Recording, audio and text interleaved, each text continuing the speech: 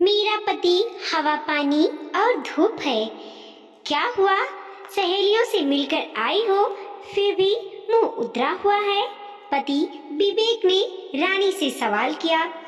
Dining table साफ कर रही रानी ने एक बार पति की ओर घूर कर देखा, फिर से अपने काम में लग गई।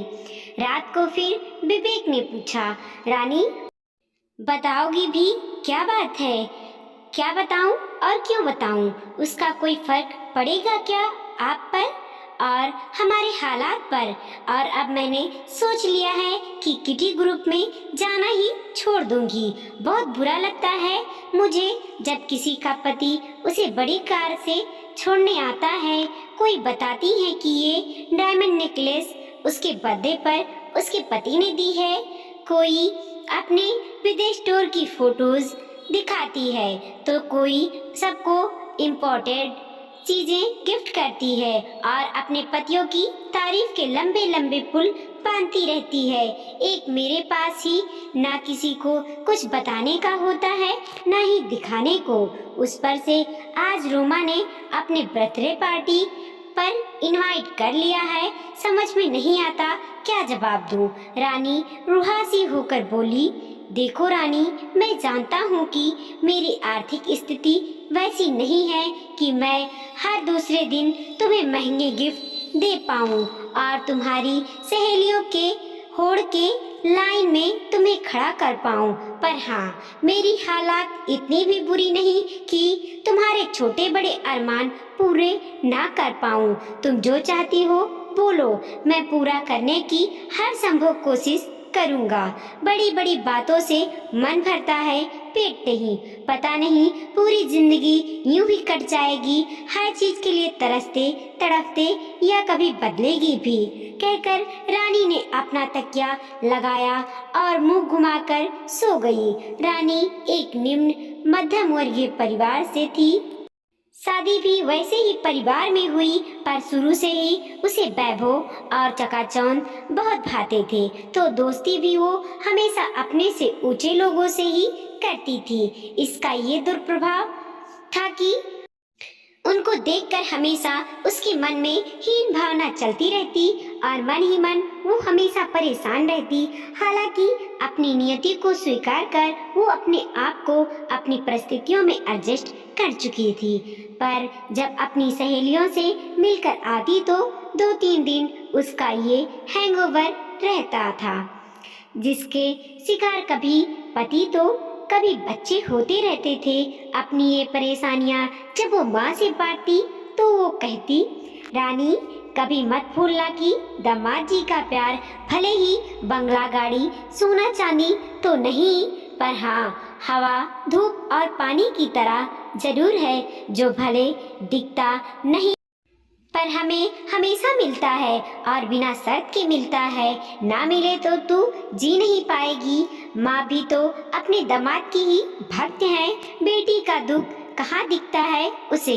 कई बार उसने सोचा कि वो अपनी व्यस्तता का बहाना बनाकर ग्रुप छोड़ दे, पर उसकी सहेलियाँ किसी न किसी बहाने से उसे वापस बुला ही लेती और उसका भी वो मन जिसे वो दबा कर रखती थी हुलारे मारने लगता और वो फिर पहुंच जाती।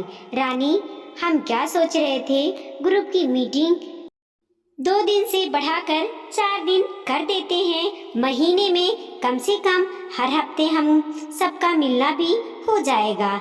इसी बहाने एक दिन ग्रुप लीडर का फोन आया, रंजना मैं 2 दिन ही बड़ी मुश्किल से निकाल पाती हूँ, तुम 4 दिन की बात कर रही हो।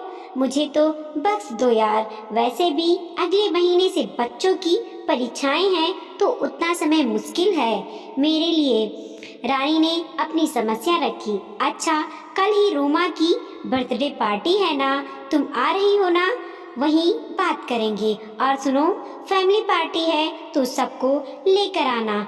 हमारे पतियों और बच्चों की यह पहली मीटिंग होगी ना। मैं तो कल शायद बाहर जा रही हूँ। रंजना, रानी ने झूठ बोला। चल झूठी, कल तो अपनी सिटी बंद है ना। किसी पॉलिटिकल पार्टी ने बंद करवाया है। तू कहाँ जाएगी बंद में? पार्टी शाम को 7 बजे से है। ओके, चल मेरे पार्लर में अपॉइंटमेंट है, कल मिलते हैं। उफ, बैठे बिठाए एक मुसीबत। रोमा की पार्टी में जाने लायक तो कपड़े भी नहीं घर में सबके पास। कुछ अच्छा गिफ्ट तो लेना होगा, और 7 साल पुरानी खटारा कार से गए तो कितनी बेइज्जती होगी। ऑटो से जा नहीं सकते। अगर अकेले जाएगी तो खुद बुरा लगेगा। सुनो ना, कल रोमा की बर्थडे पार्टी है, सबको बुलाया है। मैंने तो टालने की कोशिश की पर चली नहीं मेरी बात, तो क्या करें बताओ? चलेंगे, और क्या सोचना है इसमें? विवेक ने बिंदास अंदाज में कहा। पर गिफ्ट हमारे कपड़े और जाएंगे कैसे? मतलब मैं उस खटारा सी दिखने वाली गाड़ी से नहीं जा रही, टैक्सी बुलवा लेंगे, तुम टेंशन मत लो। रही गिफ्ट की बात, तो वो तो अभी भी लेना होगा ना, कल तो सिटी बंद है। चलो ले आते हैं, और अगर कपड़े लेने का मन हो तो वो भी ले लेना। हाँ, ये भी ले लेना, वो भी ले लेना। और महीने के बजट की जो बैंड बजेगी उसका क्या होगा? सब मैनेज हो जाएगा रानी, मैं थोड़ी बहुत एक्स्ट्रा ड्यूटी कर लूँगा।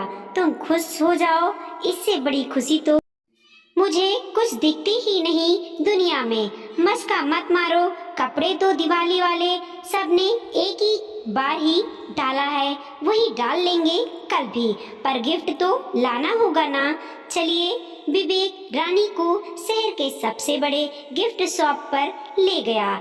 इसमें तो 1000 से ऊपर स्टार्टिंग ही गिफ्ट की है, तो ले लो ना, अच्छा सा गिफ्ट, तुम्हारी दोस्त है ना।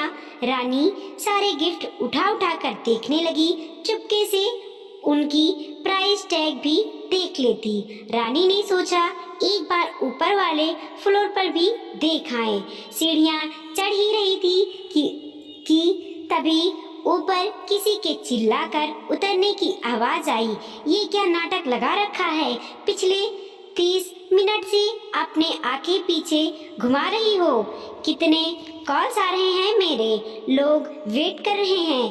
पैसे दे दिए, सब कुछ दे दिया, अब ये नया सागल पाल लिया है तुमने।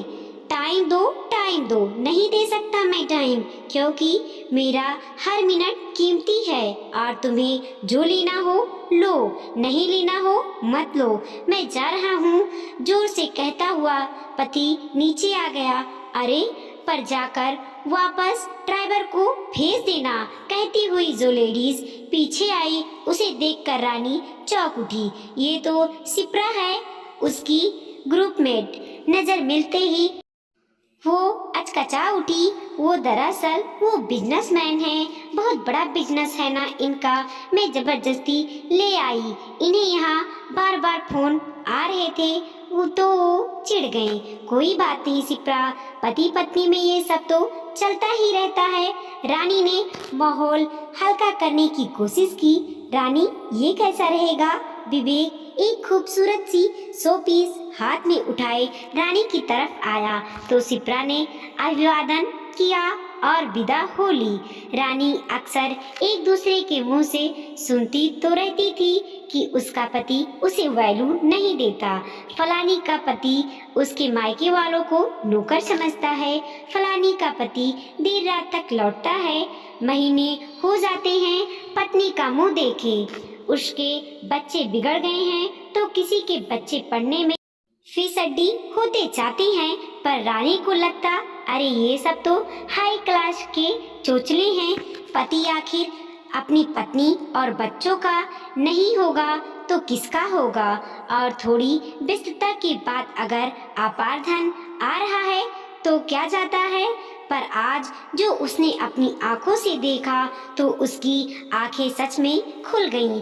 यूं सरेआम पत्नी को बेइज्जत करने वाला पति पैसों से तो अमीर हो सकता है, पर संस्कारों में तो बड़ा गरीब है। कहाँ खोई हो रानी? पैक करवा लूं इसे? टेंशन मत लो, 2500 का ही है, विवेक ने धीरे से कहा। नहीं, चलिए नुक्कड़ पर एक बड़ी अच्छी दुकान है, वहाँ ऐसे ही 100 पीस मात्र 1000 में मिल जाते हैं, कहकर रानी निकल गई।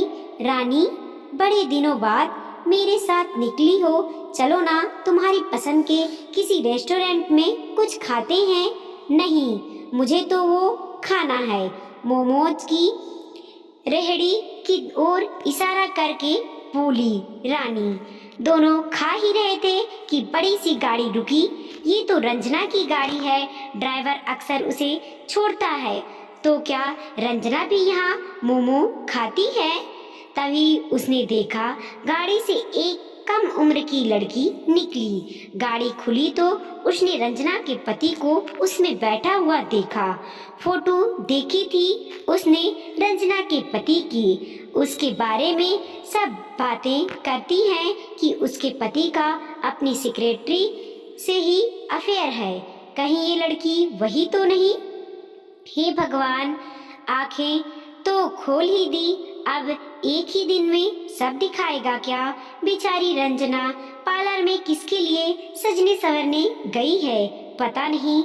रानी, मैं सोच रहा था अगले महीने लोन लेकर नई गाड़ी खरीद लूं। तुम्हें बहुत बुरा लगता है ना इस खटारे में बैठना? कोई जरूरत नहीं पैसे खर्च करने की, ना कोई सीमा है ना अंत। जरूरतें अच्छी तरह पूरी हों और परिवार में सुख शांति रहे, यही ज्यादा महत्व रखता है। रानी बोली तो विवेक गाड़ी रोककर उसका मुंह देखने लगा। हाँ, मैं ही हूँ और ठीक हूँ, घर चलो, बच्चे इंतजार कर रहे होंगे। रानी ने मुस्कुराकर कहा। कभी बच्चों के बाप की भी सुध ले लिया करो मैडम, विवेक ने शरारती मुस्कान से कहा। घर जाकर लूंगी ना। शादी से लेकर आज तक 2 बच्चे के होने तक उसकी गलती होने पर भी विवेक ने डांटना क्या, उससे ऊंची आवाज तक में बात नहीं की। कुछ समझाना होता तो अकेले में बात करता, उसकी खुशी और दुख से खुश और उदास होता। बच्चों को पालन पोषण से लेकर पढ़ाई लिखाई तक में उनकी मदद करता। रानी की भी घर के कामों में मदद कर देता। उसके मायके वालों से भी इज्जत से पेश आता। कुल मिलाकर सोचो तो सब कुछ तो है विवेक में जो एक इंसान में होना चाहिए, बस पैसा थोड़ा कम है। पैसा तो बस एक साधन है, पैसों से गुण, संस्कार और खुशियाँ थोड़ी ही खरीद जा सकता है। सच कहती थी माँ, उसका पति उसके लिए हवा, पानी और धूप ही है जो दिखता नहीं है, पर उनके बिना जी भी नहीं सकती वो। दोस्तों, पैसा इतना भी जरूरी नहीं है जितना जरूरी है कि पति मान सम्मान और इज्जत करे। वीडियो को लाइक कीजिए, कमेंट कीजिए और अपने दोस्तों के साथ जरूर शेयर कीजिए। चैनल पे नए हैं तो प्लीज सब्सक्राइब कीजिए और देखते रहिए मोटिवेशनल स्टोरी।